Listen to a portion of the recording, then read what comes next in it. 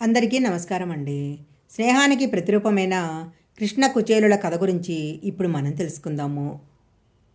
పరమాత్మ అనుగ్రహాన్ని పొందటానికి చూపించే నవవిధమైన భక్తులు శ్రవణము, కీర్తనము, స్మరణము, పాదసేవన, అర్చనము, వందనము, దాస్యము, సఖ్యము లేదా స్నేహము. స్నేహ భక్తి కూడా ఇందులో ఒకటి. భగవంతునితో స్నేహం చేసి దానితో సమానంగా భక్తిని ప్రదర్శించగలగటము అందరి వల్ల అయ్యే పని కాదు.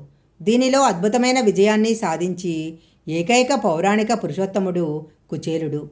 కృష్ణ కుచేల స్నేహము లోకానికే ఆదర్శము. స్నేహానికి పేద ధనిక భేదం లేదని ఈ కథ చాటుతుంది.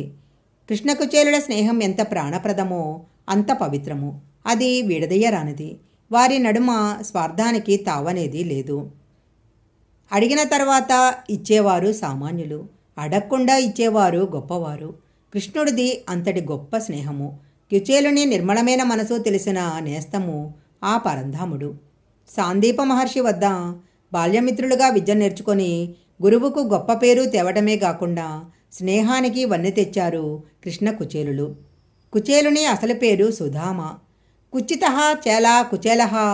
ఆయన చినిగిన బట్టలు కలవాడు. కటిక పేదరికము. విద్య ముగిశాక గృహస్థుడైనాడు.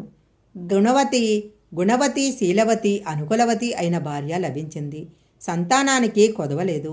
కానీ దరిద్రానికి ఆకలి ఎక్కువ కదా. అంత పెద్ద కుటుంబాన్ని పోషించుకోలేని దుర్భరమైన పరిస్థితి. కాలం ఎంత పరీక్ష పెట్టినా గోవిందనామస్మరణ మాత్రము కుచేలుడు మానలేదు.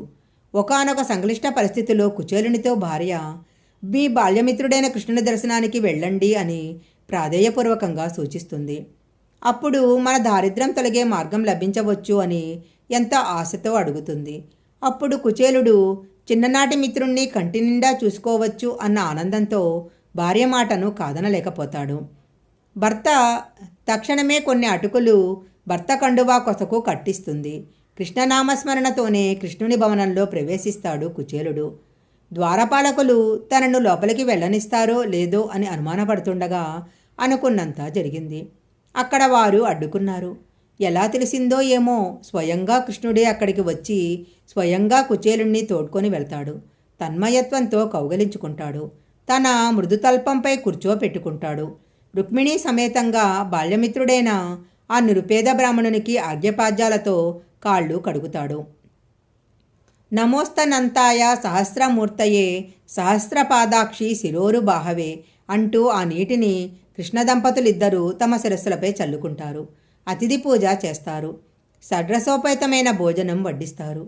కుచేలుడిని చూసిన ఆనందంలో కుచేలుడు వచ్చిన పని మర్చిపోతాడు. తన పట్ల చూపుతున్న ఆదరణకు ఉబ్బి తబ్బిబోతాడు. నోట మాటలు రానంత తన్మయత్వంలో మునిగిపోతాడు.